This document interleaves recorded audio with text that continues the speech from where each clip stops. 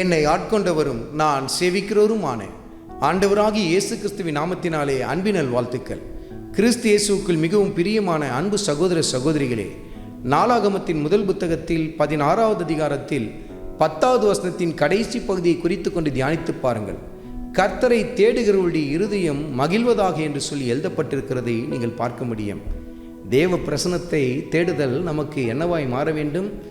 மகிழ்ச்சியாய் மாற வேண்டும் என்று சொல்லி கர்த்தருடைய ஆவியானவர் சுட்டி காட்டுகிறார். ஏதோ ஒரு தீம் பார்க்குக்கு நீங்கள் போக போகிறீங்க, அல்லது பீச்சுக்கு போக போகிறீங்க, அல்லது வேறு ஏதாவது ஒரு ஃபங்க்ஷனுக்கு போக போகிறீங்கன்னா எவ்வளோ சந்தோஷமாக புறப்பட்டு போகிறீங்க. மகனே மகளே, கர்த்தருடைய ஆலயத்துக்கு போகும்போது அதே சந்தோஷத்தோடு கூட நீ புறப்பட்டு போகிறாயா, அல்லது வேண்டா வெறுப்பாக புறப்பட்டு போகிறாயா? அதே போல் அதிகாலையில் எழுந்து ஜெபிப்பதற்கு எந்த மனநிலையில் நீ புறப்பட்டு போகிறாய்?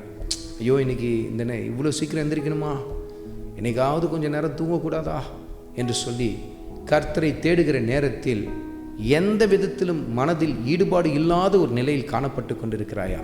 கர்த்தரை தேடும் பொழுது உன் இருதயத்தில் ஆனந்த மகிழ்ச்சி ஏற்பட ஆரம்பிக்கும்.